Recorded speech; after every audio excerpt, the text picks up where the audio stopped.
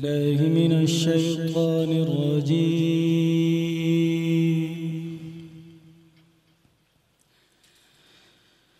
बिस्मिल्लाहिर रहमानिर रहीम।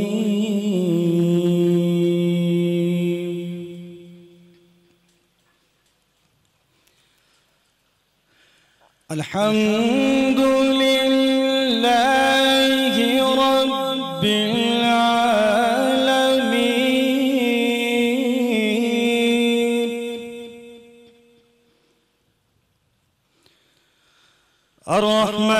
अर्रहमानिर रहीम मालिकि यौमिद्दीन।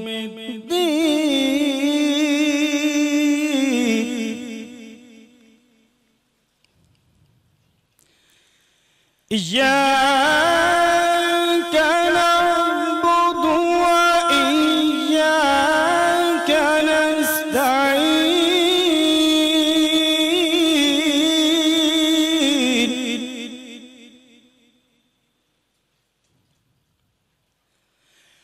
इहदिना सिरातल मुस्तक़ीम सिरातल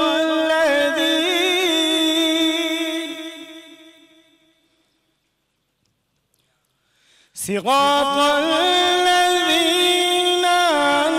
أنعمت عليهم غير المغضوب عليهم ولا الضالين.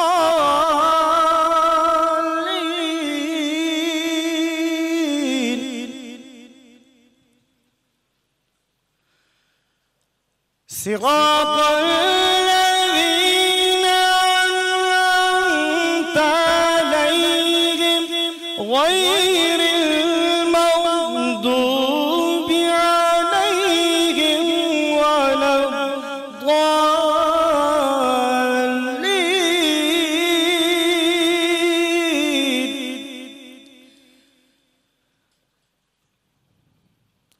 غير المغضوب عليهم ولا الضالين.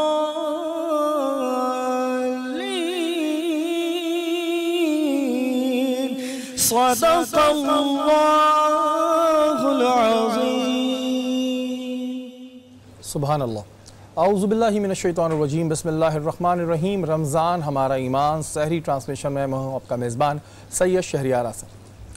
आज हम 24वीं सहरी की निशिस्त में मौजूद हैं, इस दुआ के साथ कि अल्लाह ताला हमारी इबादतों को अपने दरबार में कबूल अता फरमाए।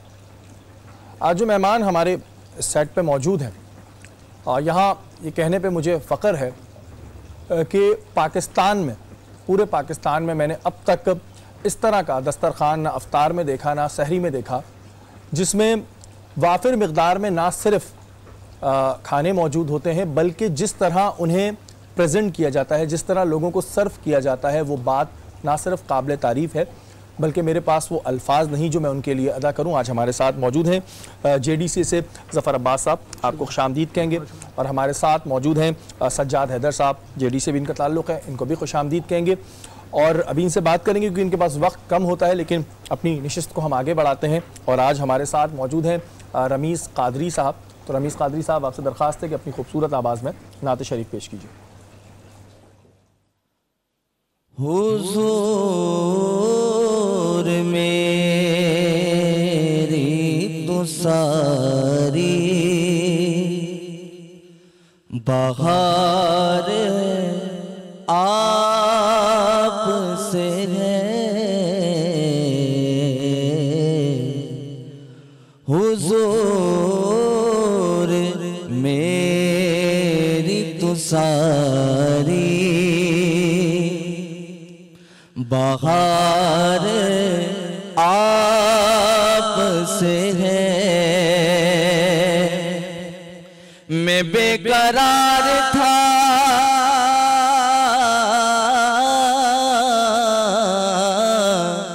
मैं बेकरार था, मेरा करार करार आपसे है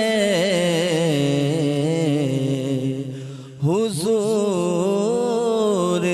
मेरी तो सारी बहार आपसे है। मेरी तो हस्ती क्या है, मेरे गरीब नवाज। मेरी तो हस्ती क्या है, मेरे गरीब नवाज। जो मिल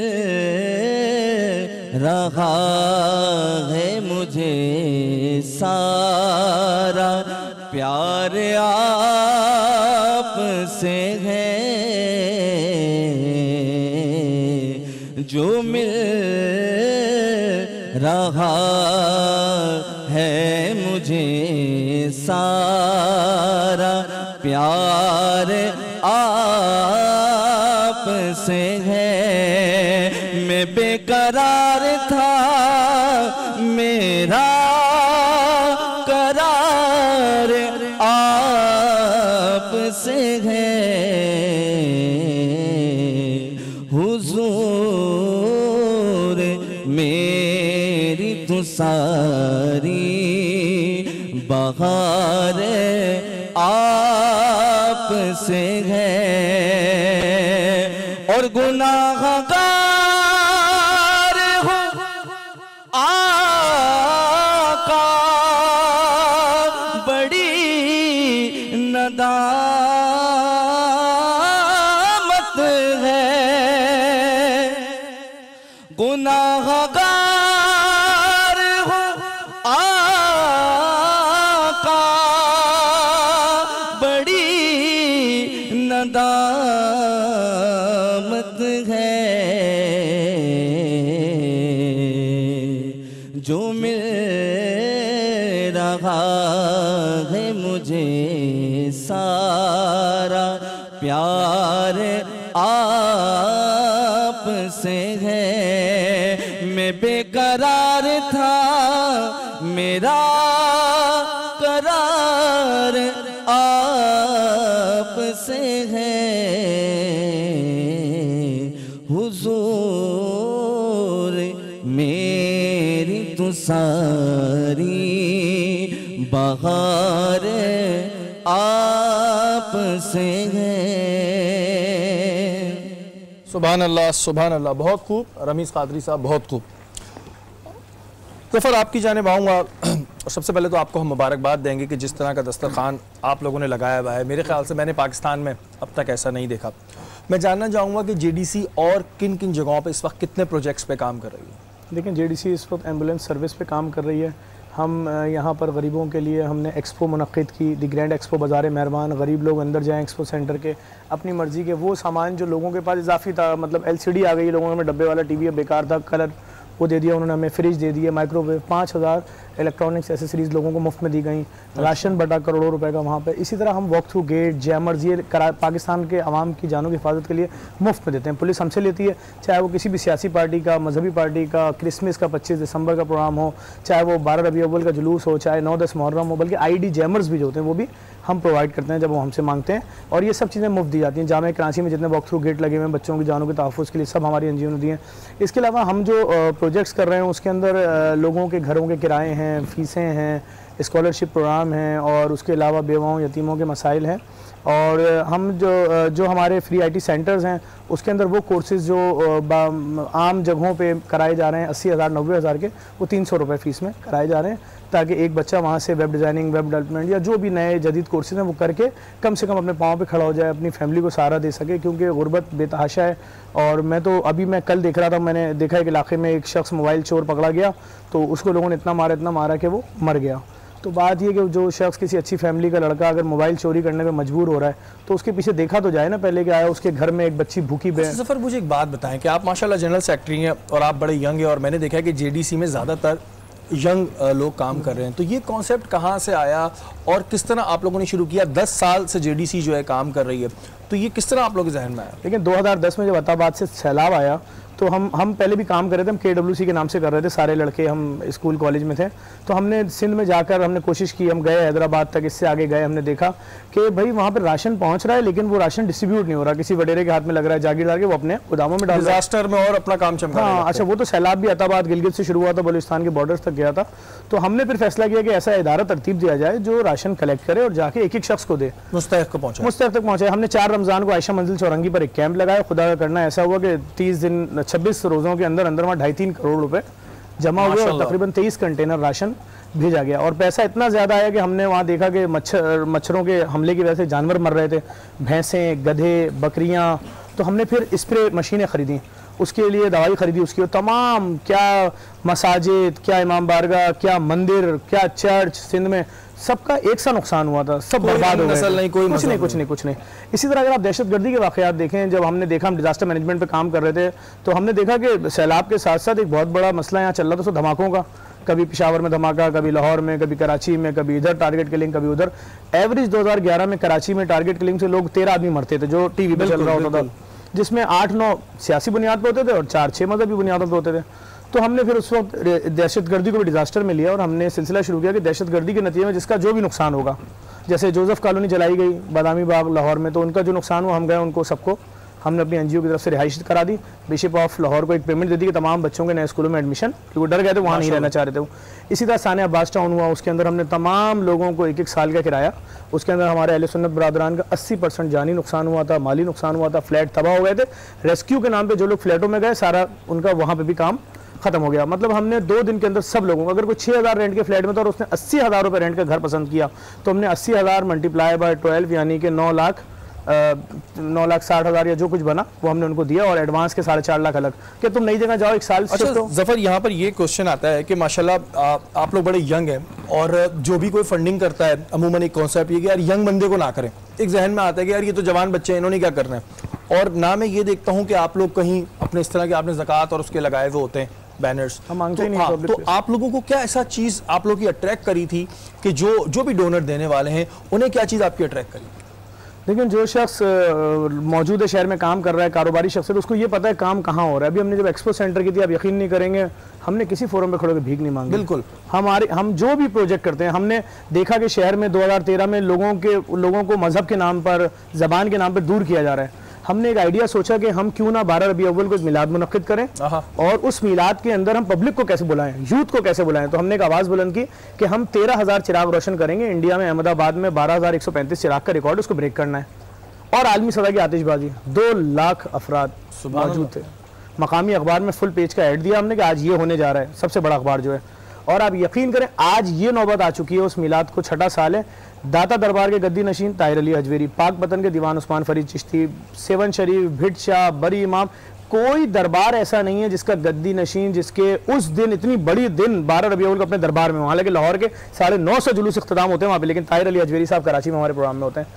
देवबंदी, बरेलवी, अहले हदीस, शिया, जितने मसालिक हैं सबके पेशवा, क्रिश्चियन कम्युनिटी, उसके अलावा हिंदू, सिख, जितने पेशवा हैं सब एक बड़ी, मैं कहता हूँ एक बहुत अच्छी साइन है कि जो जेडीसी काम कर रही है उसमें कोई मजहब, कोई रंग, कोई नस्ल नहीं है और फ्री फॉर ऑल है।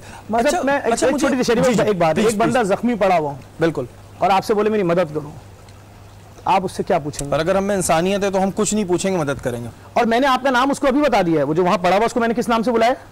जख्मी। बिल्कुल, उसका नाम जख्मी है। एक बच्चे का बाप मर गया है, वो यतीम है। एक बेसहारा औरत है, वो बेवा है, मिस्कीन है, उसका शौहर मर गया। अब मैं उससे पूछूं जख्मी से कि भाई तुम्हारा मजहब क्या है? अच्छा तुम हिंदू नहीं मुसलमान हो। अब मुसलमान में किस फिरके से हो? अच्छा तुम सैयद हो कि गैर? अरे भाई मर जाएगा इतनी देर में। बिल्कुल बिल्कुल। अच्छा एक भूखे बच्चे को या भूखे, अगर मेरा कोई यतीम है, जितनी भूख उसको लग रही उतनी क्रिश्चियन के यतीम को भी लग रही है। अशरफुल मखलूकात बनाए हुए तो सब खुदा की वो है। अच्छा मुझे बताएं, जो आप लोगों का दस्तरखान है माशाल्लाह, उसकी वीडियोस भी हम देख रहे हैं, और मैंने पाकिस्तान में अब तक इतना बड़ा दस्तरखान नहीं देखा। तो मैं सजाद आपसे भी जानना चाहूँगा, क्योंकि आप माशाल्लाह उसको पूरा इस वक्त हेड कर रहे हैं, तो कितने लोग रोज़ाना वहाँ से जो है वो खाना खा रहे हैं? और सहरी का मुझे बताएं, क्योंकि सहरी का तो मैंने आज तक कहीं देखा ही नहीं है।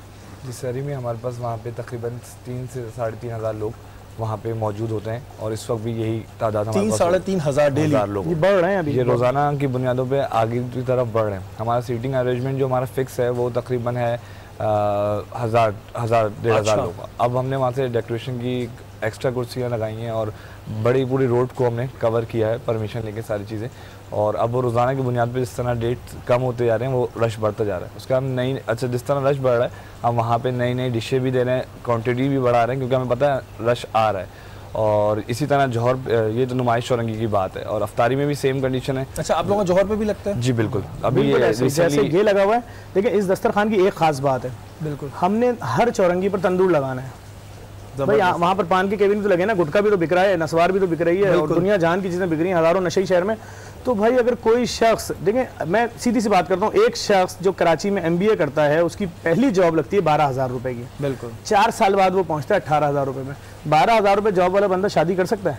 नहीं, बिल्कुल नहीं। किराए का फ्लैट 15,000 रुपए का 2 कमरे का, के इलेक्ट्रिक जो सबसे बड़ा जालिम इदारा पाकिस्तान में बहुत महंगाई आसमान, वो 2 कमरों के घर का बिल 8,000 रुपए भेजते हैं, 2 कमरों के। तो 12,000 रेंट, 8,000 रुपए के इलेक्ट्रिक, माइनस 6,000 में जा चुका है वो शख्स।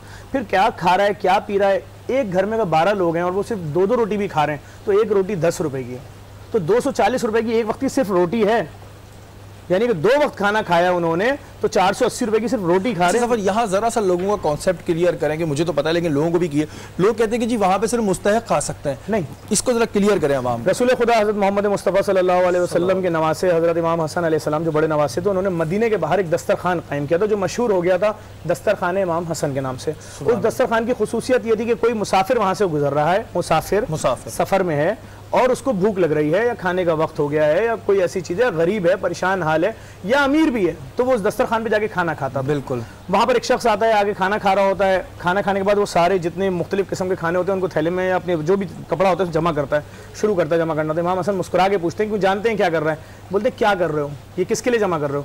तो वो शख्स कहता है मैं जिस रास्ते से आ रहा था वहाँ एक बाग के बाहर एक बुजुर्ग बैठे थे और अपने घुटने से रोटी तोड़कर खा रहे थे, मैं उनके लिए ले आ रहा हूँ। तो इमाम हसन मुस्कुराते हैं और बोलते हैं वो मेरे बाबा अली मुर्तज़ा हैं और वो जौ की सख्त रोटी खाते हैं ताकि खुदा के सामने ज़्यादा देर खड़े ना होना पड़े। तो ये वो दस्तरखान इस वक्त सऊदी अरब में शेख आमरी साहब हैं, उन्होंने इस दस्तरखान को जारी रखा हुआ है। जो लोग पाकिस्तान से जाते हैं वहाँ खाते हैं, मुख्तलिफ किस्म की डिशेज़ होती हैं, बेहतरीन खाने होते हैं। इस दस्तरखान की खुसूसियत मैं आपको सच बता रहा हूँ, मैं अभी जब वहाँ से निकला हूँ तो वहाँ पर गाड़ियों में लोग आए हुए थे, कोई हैदराबाद से आया हुआ था, कोई सक्खर से आया हुआ था। लोग कह रहे हैं जी हमसे हमें यकीन नहीं आ रहा। आपको मैं बताऊँ आज सहरी कौन करा रहा है? मुदस्सिर थानवी साहब, एहतिशामुल हक थानवी साहब, देवबंद आलिम दीन खतीब पाकिस्तान, उनकी फैमिली से ये करवा रहे हैं। अभी 2 दिन पहले हमारे पास आए थे मंजरुल हक थानवी साहब, उनके पोते एहतिशामुल हक थानवी साहब के, अपनी मिसेस के साथ। उन्होंने आके देखा कि एक वक्त में पूरी भी है, लस्सी भी है, कुन्ना भी है, कढ़ाई भी है, पिज़्ज़ा भी है, जिंगर भी है। बोले बहुत अच्छा लग रहा है। आप, मैं शहर इसी कराची शहर में रहता हूँ, मैं शहर में घूम रहा हूँ, रखा हुआ है जी सहरी कीजिए पिज़्ज़ा से आके अपनी फैमिली के साथ। तो वो गरीब का बच्चा देख देख के जवान हो गया। बिल्कुल नहीं कर सकता है, 1300 रुपए का एक पिज़्ज़ा है भाई, पूरी फैमिली सहरी करके आएगी, कहाँ से देगा 12,000 रुपए? हमने जब लोगों को पिज़्ज़ा के बॉक्सेस पूरे दिए ना सहरी में, हमने 2000 बॉक्सेस मंगवाए, आप यकीन करें एक आदमी ने एक जर्रा पिज़्ज़ा नहीं खाया। अच्छा, हम सिर्फ पिज़्ज़ा नहीं दे रहे, पीछे तो दीगर चीजें खाने की, मुख्तलिफ डिशेस। तो मैंने पूछा लोगों से, मैंने बोला भाई खा क्यों नहीं रहे? कह रहे यार मेरे बच्चों ने, बीवी ने आज तक इसको छुआ नहीं, मैं घर लेकर जाऊंगा उनके साथ खाऊंगा। हमने मंदी दी परसों लोगों को, जब वो मंदी के इतने बड़े थाल जो 4,500 रुपए का थाल मिलता है, उसके अंदर सॉसेज, पत्ते और जो चीजें होती हैं और कोल्ड ड्रिंक के कैन 6 हर थाल के अंदर जब रखे लोगों के आगे, आप यकीन करें लोग हिल गए। कह रहे यार हम अपनी फैमिली के साथ ही 4,500 रुपए का थाल खाने जाएं, मेरी अम्मा लोग किस तरह आ रहे हैं, दादी भी मौजूद है, दादा भी मौजूद है, बच्चे भी मौजूद हैं और उनके दीगर रिश्तेदार भी हैं। और ये एक मतलब जो अभी आपने कॉन्सेप्ट क्लियर किया वो आवाम के लिए भी ये है कि वहाँ से हर मुसाफिर खा सकता है। और जो सबसे बड़ी बात कि जिनके नाम पर ये दस्तरखान लगा हुआ है तो इसने तो तरक्की ही करनी है। हमने तंदूर पे लिखा हुआ है जिसको जितना रोटी खानी खाओ, तुम्हें तंदूर वाले से बोलने की जरूरत नहीं है मेरी बीवी घर में भूखी है, मेरी माँ भूखी है, मेरे बच्चे भूखे, तुम वहाँ थैला उठाओ, 12 रोटी 15 रोटी उठाओ, जाओ। ये वाहिद तंदूर है चौक पे जो लगे हैं। और गुलिस्तान जौहर में भी तंदूर है, उस पर पाबंद किया हुआ है हमने, 4,500 लीटर ठंडा पानी करने का चिलर लगा हुआ है चौक पे किसी। अच्छा, मुझे ये बताएं कि आपके साथ कितने वॉलंटियर्स काम कर रहे हैं, आपकी जो टीम है वो कितनी, क्योंकि इतने बड़ी उसको संभालना भी आसान नहीं, तो कितने वॉलंटियर्स? इस वक्त हमारे पास मारूफ टीवी की अदाकारा हैं ज़ेबा शहनाज साहिबा, वो औरतों को वहाँ पे लीड कर रही हैं, उनकी volunteers को। नदीम साहब जो टीवी के एक्टर हैं, नदीम काज़मी, वो भी वहाँ मौजूद हैं, वो लड़कों को लीड कर रहे हैं। IBA के बच्चे हैं जिनको हमने इंटर्नशिप कराई है, कई हज़ार बच्चों को IBA की इंटर्नशिप करा चुके हैं, रेस्क्यू के BLS CPR ERF ये तमाम चीज़ों की, तो वो बच्चे मौजूद हैं। दीगर कराची यूनिवर्सिटी के मुख्तलिफ डिपार्टमेंट्स के बच्चे मौजूद हैं और मुख्तलिफ तबानी इंस्टीट्यूट के बच्चे मौजूद हैं, CA कर रहे हैं। अफ्तारी में भी मुख्तलिफ लोग आ रहे हैं, लड़कियाँ आ रही हैं। देखिए कराची वालों का जज्बा तो आप जानते हैं, 2005 का ज़लज़ला अगर आपको याद है, बिल्कुल मुझे याद है, पूरी दुनिया की फंडिंग एक तरफ और सिर्फ कराची वालों ने सामान निकाल के दिया था, वो ले जाने वाला कोई नहीं था, इतना सामान था। तो कराची वालों आज भी मैं आपको बता रहा हूँ, आज मैं मुदस्सिर साहब हैं, मुदस्सिर थानवी साहब बहुत देवबंद मशहूर घराने से, उनकी तरफ से है, और एक सईद साहब हैं, सईद साहब उनकी तरफ से, पाक मुहर्रम वाले सब मिलकर कर रहे हैं। 2 आदमी को रश बहुत बढ़ गया है। कल चुल्लू कबाब हो रहा है। अच्छा चुल्लू कबाब एक बहुत बड़ी डिश है, डेफिनेटली एक आम आदमी वो इतनी बड़ी डिश होती है, उसमें चावल है, उसके बाद 2 बड़ी सीखें होती हैं, उसके ऊपर टमाटर कोयले पे पके हुए रखे होते हैं, उसके ऊपर पूरी मक्खन की टिक्किया ऊपर से पलटी हुई होती है, उसके साथ कोल्ड ड्रिंक्स होती हैं। ये वो सारी डिशेज हैं जो गरीब आदमी ने सिर्फ देख तो सकता था, खा नहीं सकता। और ये एक बहुत बड़ी बात है कि इस रमज़ान की बरकत में JDC के दस्तरखान से लोगों को मिल रही है। और जो सबसे बड़ी बात मैं देख रहा हूँ ये है कि आपके साथ हर बंदा है, मतलब ये नहीं है कि कोई एक खास फिरके नहीं, अभी 2 दिन पहले हमारे साथ हर बंदा है। बरेलवी मसलक के उलमा कराम नात खां हजरात आए, यकीन करें दुनिया सैरी करी, मैंने कहा आप लोग सैरी तो करो, करें नहीं हम नाते पढ़ेंगे। वो नात पढ़ रहे थे, मेरे पेज पे लाइव जा रहा था, क्या मंजर था, उन्होंने आखिर में सलाम पढ़ा सबने मिलकर, फिर उसके बाद उन लोगों ने सैरी की। कोई मसलक कोई मजहब भाई, एक शख्स, मैं आपको अभी छोटी सी बात बता रहा हूँ ना कि कोई बेचारा मोबाइल चोर मिल रहा है ना, लोग बेचारे इतने परेशान, उसको जान से मार रहे हैं। डेफिनेटली वो बेचारा अपनी बच्ची के दूध के लिए पागल हुआ था, उसकी बच्ची 2 महीने की घर में दूध की वजह से रो रही है, उसकी बीवी बोल रही मैं क्या करूं, खुदकुशी कर लूं। वो यही करेगा ना, मोबाइल छीनेगा। रियासत तो अपनी जिम्मेदारी पूरी नहीं कर रही है, और लोग बेचारे फैसले नहीं कर पा रहे हैं, उसको जान से मार रहे हैं, मतलब बिल्कुल। और क्योंकि जफर और इनकी जो टीम है, इनके पास टाइम क्योंकि बहुत कम था और हमने इनसे बड़ी रिक्वेस्ट करी यहाँ पर आए। जफर मेरे पास अल्फाज नहीं है कि जिस तरह का काम आप लोग कर रहे हैं, और हम सिर्फ आपको दुआ दे सकते हैं कि अल्लाह ताला आप लोगों को बहुत तरक्की दे, और इसी तरह हम हर साल अब देखते रहें कि दस्तरखान वसी होता जाए। आपको भी दावत दे रहा हूँ, और मैं बिल्कुल मैं आऊंगा, करीब से देखेंगे क्या बाखुदा कह रहा हूँ कि मैंने वो वीडियोस भी देखी हैं और मुझे बिल्कुल यकीन है, और जो हमारे इर्द गिर्द के लोग हैं वो भी हमें बता रहे हैं कोई ड्रामा नहीं है, कोई कुछ नहीं है। यहाँ पर आप लोगों को सलाम है। और आप एक छोटी सी अपील करूंगा आपके चैनल तवज्जुह से, हमारा हर साल हम ईद में 15 रमजान तक बच्चों को कपड़े बांट देते थे, इस साल अफ्तारी की वजह से उसमें फंसे हुए। मैं अपील करूंगा लोग हमारा साथ दें, हमारी ईद की कैंपेन है माँ मैं भी ईद करूंगा, बिल्कुल। तो उसके अंदर मर्दों का और बच्चों का, लड़कों का सूट जो है सिला सिलाया 700 रुपए का है, और औरतों का सूट 900 का है, उसके साथ चूड़ियां भी हैं। तो अगर कोई शख्स अपनी जानिब से, अपने मरहूमीन की जानिब से इस कार्य खैर में भी हिस्सा ले, खरीद के दे, सूट दे हमें, हम पूरी डिटेल दे देंगे। जो आपने 20 सूट दिए थे, 25 दिए थे, एक दिए थे, आप अपने बच्चे को दिला रहे हो 20,000 का कुर्ता, तो 300-400 रुपए का गरीब। बिल्कुल जी, जितने भी मुखय्यर हजरात हैं वो बिल्कुल मदद करें, अपनी आंखों से देखें। मैं ये नहीं बोलता नहीं देखें, जाएं अपनी आंखों से देखें। मैंने अपनी आंखों से देखा हुआ है, और जो काम इस वक्त में JDC कर रही है उसके मेरे पास अल्फाज नहीं है। वो आप लोगों का बहुत शुक्रिया कि आप लोगों ने हमें टाइम दिया। यहाँ वक्त हुआ एक छोटे से ब्रेक का, ब्रेक के बाद हाजिर होता है।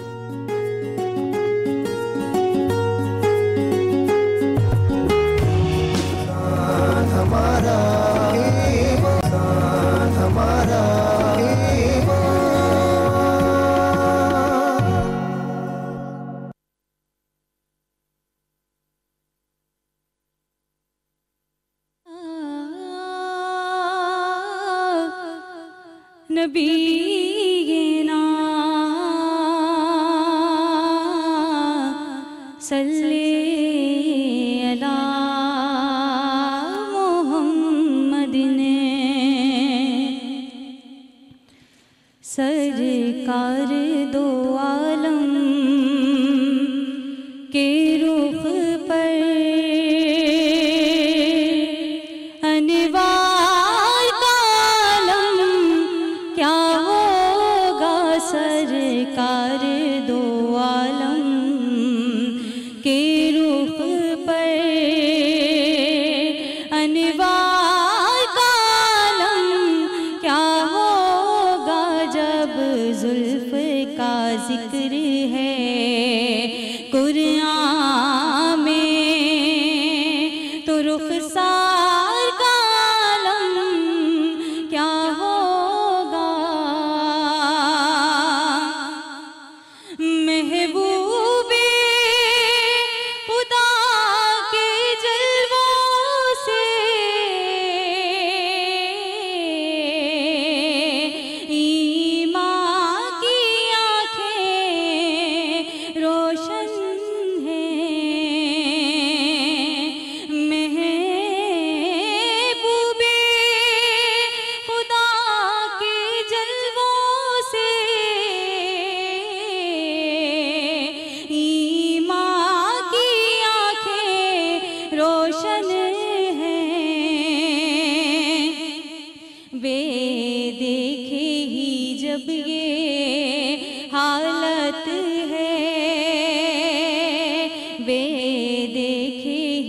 जब ये हालत है तो दीदार का आलम क्या होगा। और तैबा से हवा जब आती है बेकल को सुकून मिल जाता है। तैबा से हवा जब आती है बेकल को सुकून मिल जाता है। इस पार का जब ये आलम है तो उस पार का आलम क्या होगा। इस पार का जब ये आलम है तो उस पार का आलम क्या होगा। सुभान अल्लाह, बहुत खूब मरियम, बहुत खूब। रमज़ान हमारा ईमान सहरी ट्रांसमिशन में एक बार फिर आपको खुशामदीद कहते हैं। और आज जिस मौजू पर हम बात करेंगे वो है वक्त की अहमियत। हमें ये जानना है कि क्या हम वक्त को कदर देते हैं, क्या हम अपना काम सही वक्त में खर्च कर रहे हैं या फिर हमारा वक्त ऐसे ही ज़ाया हो रहा है। वो कहते हैं ना कि हर चीज़ का एक सही वक्त होता है। जैसे नेकियां कमाने का सही वक्त जवानी का होता है, क्योंकि अमूमन नेकियां हम तब कमा रहे होते हैं जब हम बुराइयां करने के काबिल नहीं रहते। इसके अलावा हम बात करेंगे तस्किया नफ्स क्या है, हम अपने नफ्स पर कैसे काबू रख सकते हैं। हमारे साथ आज मौजूद हैं हमारे आलिम दीन मुफ्ती मोहसिन जमान साहब, आपको खुशामदीद कहते हैं। हमारे साथ मौजूद हैं अब्दुल हफीज़ मेमन साहब, चेयरमैन हैं ऑल सिटी ताजिर इत्तेहाद ट्रैवल एंड टूरिज्म के, आपको भी खुशामदीद कहते हैं। हमारे साथ हमारे तीसरे मेहमान डॉक्टर मुबश्शिर आलम हैं, आपको भी खुशामदीद कहते हैं। बहुत शुक्रिया। मुफ्ती साहब, आपसे शुरू करूँगा और ये जानना चाहूँगा कि वक्त की अहमियत और क़द्र कीमत के बारे में कुरान पाक में क्या है। अल्लाह ताला फिल कुरान मजीद वल अस्र इन्नल इंसान लफ़ी खुस्र इल्लल लज़ीना आमनू व अमिलुस सालिहात व तवासौ बिल हक़्क़ि व तवासौ बिस सब्र। कुरान पाक में सूरह असर के अंदर अल्लाह ताला ने वक्त की कसम खाई है। वल अस्र, कसम है ज़माने की, कसम है वक्त की, कसम है गुज़रते हुए लम्हात।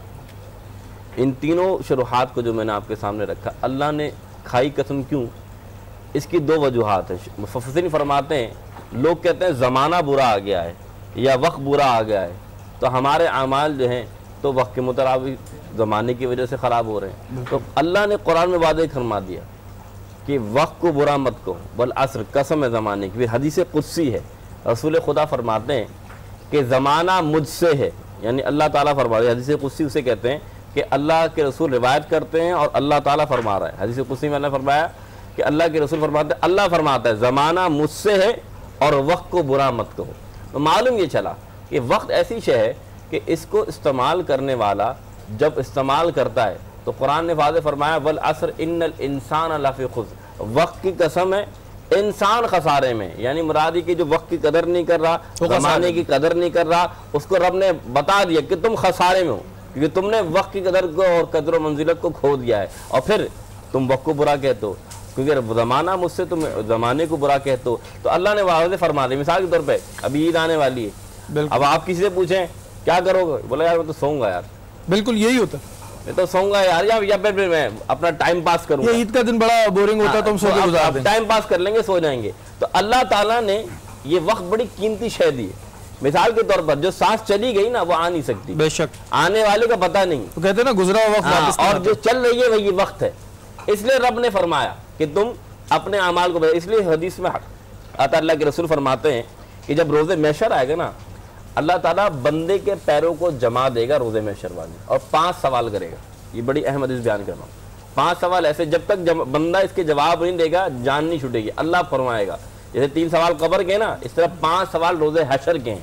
पहला सवाल, जिंदगी कहाँ गुजारी, वक्त, पहला सवाल, पहली बात ही वक्त पर आ गई, वक्त पर आ गई। जिंदगी कहाँ गुजारी, ये बचपन से लेके बुढ़ापा तक सारा बात आ गई।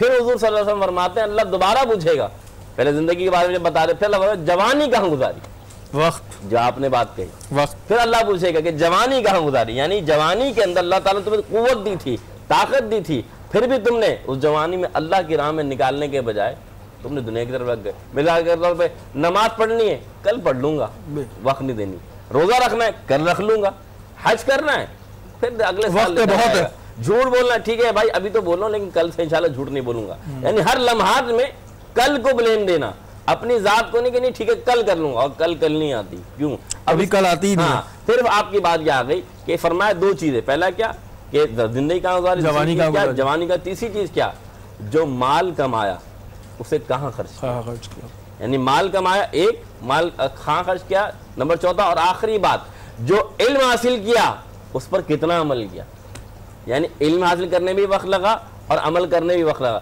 यानी सब चीजों को देखेंगे तो सारे पांचों की बातों दारकार में इल्म को और वक्त को मुतय्यन कर, वक्त क्योंकि बहुत अहम चीज़ है, और वो कहते हैं ना कि कल कर लेंगे, तो आज तक ज़िंदगी में कभी कल नहीं आया, जो है वो आज है, और अपने वक्त की कदर करें।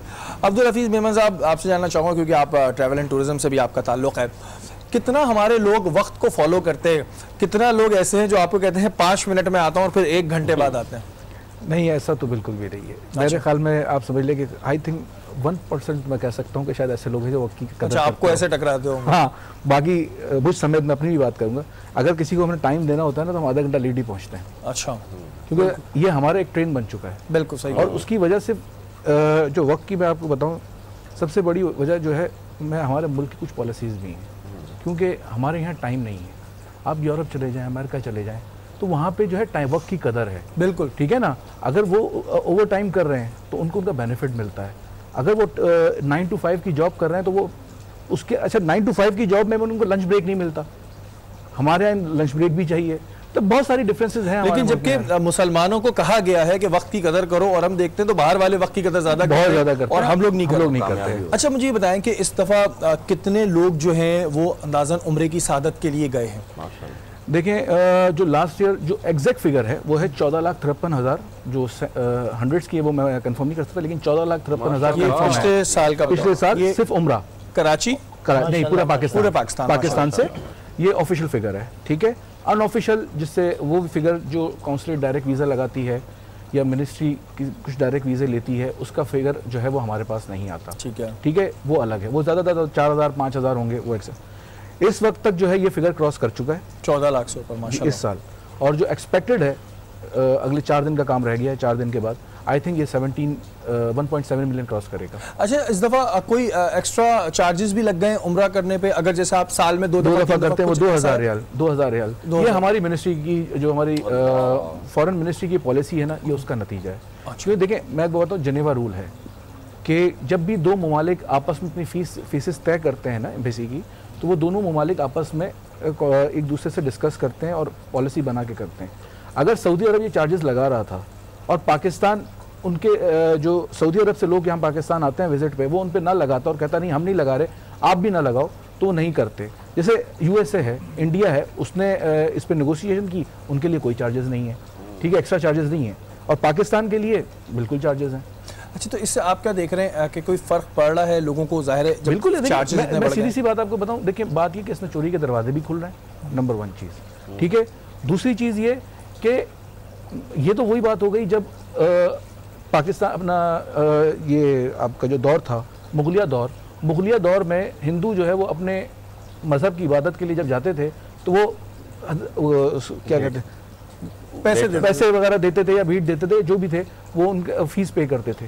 तो ये अब हमारे जो इस्लामी अपना, जहाँ से इस्लाम निकला, और आज वही मुल्क हमारे साथ ये काम कर रहा है। तो ये एक बड़ा, क्योंकि इस वक्त में लोगों ने बड़ा मुझसे डिस्कस किया, तो मैंने एक क्वेश्चन किया कि भाई कितना इस दफ़ा फीसेस बढ़ गए। 2,000 रियाल कुछ शराइत हुई हैं जो बढ़ गए हैं। डॉक्टर साहब, आपकी जानिब आऊँगा। वक्त बहुत कीमती होता है, और हमारे यहाँ कुछ लोगों को भूलने की बीमारी होती है, जिसके चक्कर में उनका वक्त सारा ज़ाया हो जाता है। तो जिनका हाफजा कमज़ोर हो, ताकि उनको ये याद रहे कि जो मैंने टाइम दिया उसी पे जाऊँ, उसके लिए क्या रेमेडी है? बिस्मिल्लाहिर्रहमानिर्रहीम। एक जुमला तो मैं ये ज़रूर अर्ज़ करूँगा अपने तमाम व्यूअर्स को कि वक्त की जो कदर नहीं करता तो वक्त उस शख्स की फिर कदर नहीं करता। वाह भाई वाह, बिल्कुल। तो वक्त की कदर करना अशद ज़रूरी है। दूसरा ये कि बेहतरीन तरीका है एक सब्जी होती है बैगन। बैंगन, बिल्कुल। अच्छा, बैंगन को के लोग कहते हैं बेगुन, जबकि उसके 3 गुण हैं मौजूद। अच्छा। एक तो हफ्ते में 1 मरतबा उसको खाया जाए, ठीक है। सब्जी की तरह पका के उसको खाएं, तो उससे ये होता है कि हाफजा तेज हो जाता है। गो के वो बादी है, लेकिन 3 चीज़ों में बड़ा इस्तेमाल होता है। एक तो हाफजा तेज होता है, और दूसरा भूख में इजाफा करता है। भूख में इजाफा करता तो और वजन बढ़ जाएगा? नहीं, भूख में इजाफा, जो लोग कमजोर होते हैं उनको भूख नहीं लगती, ठीक है, कॉन्स्टिपेशन रहता है उनको, तो उसमें बड़ा ही कारनामा साबित होता है। और दूसरा ये कि जो अंदरूनी चोटें लग जाती हैं और उन अंदरूनी चोटों में जो हमारे जो मसल्स हैं वो अंदर से फट जाते हैं, उसमें ये बड़ा कारगर साबित होता है। इसको भभून देकर, इसको आग के ऊपर पकाकर, जब वो थोड़ा गुनगुना रह जाए तो उसको फाड़ कर उस जगह पर मुतासरा मकाम पर बांध दें पट्टी से, तो अंदर की चोटें जो है वो बेहतर हो जाती है। अच्छा, हाफजे के लिए क्या करें? ये बैंगन खाएं? बिल्कुल। उसका वो जो 7 बादाम का फार्मूला बचपन से अम्मी खिलाती आ रही है, वो भी बेहतर है। सही है, वो भी बेहतर है। और लेकिन ये जो है इस हाफजे को तेज करने के लिए, हाफजे को तेज करने के लिए बैंगन। बिल्कुल जी, बैंगन का इस्तेमाल भी आप अपना हाफजा, अगर आप लोगों का थोड़ा कमज़ोर है, क्योंकि अक्सर लोग होते हैं वक्त देते हैं और वक्त की कीमत नहीं, अब दूसरा अपना वक्त भी ज़ाया करते हैं, दूसरे को भी ज़ाया करते हैं कि पहुँचते नहीं, वो बैंगन का इस्तेमाल करें। बाकी जो बचपन से अम्मी खिलाती आ रही है, बादाम, 7 बादाम भिगो के खा ले, वो भी खाते रहें, क्योंकि हाफजा बहुत ज़रूरी है। फिर इसमें तो ये हो गया ना कि अम्मा जो है वो बादाम खिलाती थी और बेगम जो है वो बैंगन खिलाए। हाँ, वो दोनों चीज़ें मिक्स हो जाएंगी, उसके बाद जो है हमारा हाफजा हमारा बहुत अच्छा हो जाएगा। क्योंकि ये एक बड़ा अफसोसनाक बात होती है, और मजाक अपनी जगह होता है, लेकिन ये बात हकीकत है कि हमारे यहाँ जब कोई किसी को टाइम देता है तो वो आधा घंटा 1 घंटा लेट आता है। ये फैशन शादियों में भी होता है कि वो कार्ड पे लिखा होता है कि जी 8 बजे आपने जाना है या 9 बजे, जो भी टाइम होता है, लेकिन 11 बजे बारात आती है, तो हम 2-2, 3-3 घंटे अपनी ज़िंदगी में से ऐसे ही ज़ाया कर रहे होते हैं। कुछ लोग सो के ज़ाया करते हैं, कुछ लोग ऐसे ही ज़ाया करते हैं, जबकि वक्त एक इतनी अहम चीज़ है। वक्त की अगर हम कदर कीमत ना समझें तो फिर वही वाली बात है जो भी डॉक्टर साहब ने की, जो इंसान वक्त को इज्जत नहीं देता, फिर वक्त उसे इज्जत नहीं देता। और अब वक्त हुआ है कि हम अपनी शेफ की जानिब बढ़ें और उनसे पूछें कि आज वो हमें क्या खिला रही हैं, वक्त पर, माशाल्लाह, और वक्त पे खिला रही हैं कि नहीं खिला रही। ये एक बड़ा अहम सवाल है, क्योंकि कभी कभी लेट हो जाती हैं। अस्सलाम वालेकुम, कैसी हैं सामिया? ठीक है, मैं ठीक हूँ, आप कैसे हैं? अल्लाह का शुक्र है। आवाज़ कहाँ आज आपकी गायब हुई? मैं ठीक हूँ, आप कैसे हैं? अच्छा जी, क्या बना रही हैं आप? मैं बना रही हूँ चिकन शाशलिक। चिकन स्टिक्स, इसमें चावल होंगे नहीं होंगे? हाँ हाँ होंगे, फ्राइड राइस है। फ्राइड राइस होंगे। अच्छा, इसके इंग्रेडिएंट्स क्या क्या हैं? बड़ा खूबसूरत सा जी इन्होंने, अगर दिखा सकते हैं दिखाएं, बड़ा अच्छा इन्होंने बनाया भाई। अच्छा जी, इंग्रेडिएंट्स बताएं मुझे क्या क्या है। बहुत सिंपल है। मैंने चिकन को अदरक, लहसुन, कॉर्नफ्लावर और नमक, काली मिर्च और थोड़ा चिली सॉस डाल के मैरिनेट करके रखा। ठीक है। उसके बाद मैंने पैन में चिकन को सौते किया कि थोड़ा सा वो गल जाए। फिर मैंने प्याज और शिमला मिर्च क्यूब्स में काटा, इसको भी सौते किया है थोड़ा सा ड्रॉप ऑफ ऑयल डाल के। ठीक है। फिर मैंने इसकी ग्रेवी बनाई है। ग्रेवी में टमाटो प्यूरी है। पहले मैंने लहसुन को बारीक चॉप करके सौते किया, फिर मैंने इसमें टमाटो प्यूरी डाली, टमाटो केचप है, चिली गार्लिक सॉस है, इसमें ऑस्ट्रिच सॉस है, सोया सॉस है और चिली फ्लेक्स हैं और ब्लैक पेपर है और सॉल्ट है। सॉल्ट है। और ये कितना इसमें टाइम लगता है, ये मुझे बताएं। ये थोड़ा सा टाइम टेकिंग है, लेकिन जल्दी जल्दी करें तो 45-50 मिनट्स में बन जाता है। 50 मिनट्स में हो जाता है, पूरा तैयार होता है। आप करती हैं वक्त की इम्पोर्टेंस देती हैं, वक्त को अहमियत देती हैं आप? हाँ बहुत, लेकिन मैं हमेशा लेट हो जाती हूँ। क्यों, मतलब वजह क्या है, क्यों लेट हो जाती हैं आप? खाना भी लेट ले आती हैं कभी कभी, हमारे पास है थोड़ा कभी कभी हो जाता है लेट, हो जाता है, थोड़ा बहुत हो जाता है। और बात वहाँ पर यही है कि हम लोग कितना वक्त को अहमियत देते हैं, हम अपने वक्त की कितनी कदर करते हैं, क्योंकि जो वक्त ही है ये हमारे लिए बहुत इंपॉर्टेंट होता है। और इसी वजह से हम कहते हैं कि लाइव शो करना चाहिए, क्योंकि वो बिल्कुल वक्त पे शुरू होता है, जो ब्रेक भी होता है बिल्कुल वक्त पे आता है। यहाँ वक्त हुआ एक छोटे से ब्रेक का, ब्रेक के बाद हाजिर होता है।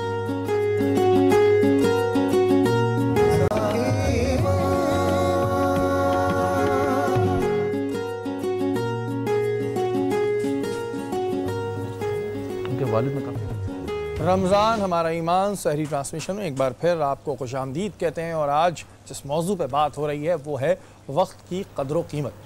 मुफ्ती साहब, हमारे यहाँ ऐसे बहुत से लोग हैं जो टाइम देते हैं, टाइम पर आते नहीं हैं, अपना भी वक्त ज़ाया करते हैं, दूसरों का भी वक्त ज़ाया करते हैं। तो जो लोग वक्त को अहमियत नहीं देते, इनके लिए क्या हुक्म है?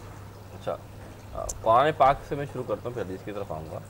सूरतुल मोमिनून के अंदर अल्लाह ताला फरमाता है कि हत्ता इज़ा जा अहदुहुमुल मौता, कि अल्लाह फरमा रहा है कि जब किसी शख्स पर मौत आती है ना, तो वो फिर क्या करता है, क़ाल रब्बी, फिर वो फरिश्तों से कहता है, अर्ज़ करता है कि या अल्लाह ए फरिश्तों तुम अल्लाह से अर्ज़ करो मुझे थोड़ी मोहलत दे दे, जो मैं दुनिया में थोड़े नेक अमल, जो मैं नेक अमल रह गए वो कर लूँ और फिर जो है अपने अमाल को बेहतर करके फिर इस दुनिया से वापस चला आऊँ। तो रब फरमाता कल्ला, हरगिज़ नहीं, ये काम हरगिज़ नहीं हो सकता।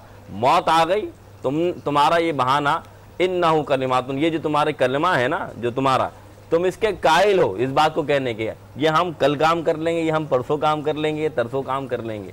तो अल्लाह ताला ने हरगिज़ फरमा दे कि तुम ये जो बात करते हो ना कि या अल्लाह मुझे ये मोहलत दे दे, या अल्लाह ये मुझे कर दे, मैं आइंदा ये नहीं करूँगा, तो ये तो तुम्हारा कलमा है, ये तुम इसके, ये इसका तुम्हारा पेशा है, तुम हर बात पे इस बात को करते हो कि कल कर लूँगा, तो कल कर लूँगा। तो रब ने फाज़े फरमाया सूरह मोमिनून के अंदर कि जब मौत आती है ना सर पर, फिर बंदा अर्ज करता है या अल्लाह थोड़ी और मोहलत दे दे, थोड़ी और मोहलत दे दे। इसीलिए अल्लाह फरमाता है कि मौत जब आ गई तो उसके बाद कोई बहाना नहीं, चाहे अच्छा इंसान हो चाहे बुरा इंसान हो। बुरा इंसान भी असरत करता है या अल्लाह मुझे दुनिया में भेज दे और नेक काम करूँगा, नेक काम करूँगा। और इसी तरीके से जन्नती के बारे में हदीस में आता है, रसूल खुदा सल्लल्लाहु अलैहि वसल्लम फरमाते हैं कि जब जन्नती जन्नत में जाएंगे ना, तो जन्नत का ऐसा मकाम है कि जहन्नुम जो निचले दर्जे पर है और जन्नत ऊंचे दर्जे पे है। जैसे आप देखते हैं ना किसी अच्छे मकान को देखें, यार इसने 2 मंजिला कितना प्यारा बना लिया, अरे यार 4 मंजिला कितना अच्छा लग रहा है। तो जब वो जन्नत में जाएंगे ना, तो जन्नत का एक दर्जा इतना बुलंद है जैसे ज़मीन से आसमान। तो जब वो और जन्नत को देखेंगे, या अल्लाह काश हम नेकी कर देते तो हमें ये जन्नत मिल जाती, ये दर्जा मिल जाता, जन्नत में ये आला दर्जा मिल जाता। तो जन्नती यानी जन्नती हो गया है वो, अल्लाह ताला से जन्नत दे दिए, फिर भी जन्नती को जो अफसोस होगा, ये अफसोस होगा मैं कोई नेकी नहीं कर सका। क्या मालूम चला। सॉरी आपकी बात काट रहा हूँ, आपने कहा जन्नत के भी दर्जे, तो वहां पर भी कैटेगरी वाइज बिल्कुल ऐसा ही है, बिल्कुल ऐसे ही है, बिल्कुल ऐसे ही जो मैं आपको बता रहा हूँ कि जितने आप अमल करते जाएंगे आपके महलों में इजाफा होता जाएगा, आपके नहरों में इजाफा होता जाएगा। आप इस मैं कैटेगरी बताता हूँ आपको अकल मुख्तसर। हुजूर फरमाते दुनिया है ना 10 दुनिया को मिला लो, 10 दुनिया, जितनी 10 दुनिया होती है उतनी बड़ी मिकदार में दुनिया की 10 दुनिया जब मिला लोगे, जन्नत की अदना जो जन्नत है वो एक जन्नत बना करती है। यानी अगर अदना जन्नत को उठाएंगे तो 10 दुनिया के मुतरादिफ है वो। तो आप ये मकाम मर्तबा है अदना जन्नत का, तो जो आला दर्जा होगा उसका क्या मकाम होगा। तो मालूम है चला अफसोस कौन करेगा, जन्नती भी करेंगे, अफसोस वो भी करेंगे जो नेक अमल नहीं करते। इसीलिए रसूल खुदा सल्लल्लाहु अलैहि वसल्लम ने फरमाया कि तुम अपने वक्त को जो ना, कि हदीस कुदसी में ने कहा कि वक्त को बुरा मत कहो, वक्त को बुरा करने मना फरमाया, क्योंकि ज़माना मुझसे है। फिर मैं आपको एक बात में समझाना चाहता हूँ, आप अक्सर जब आखिरी वक्त तो इशारा करते हैं, बिल्कुल, क्योंकि वक्त मुकम्मल हो रहा है, बाद में मुकम्मल कर लो।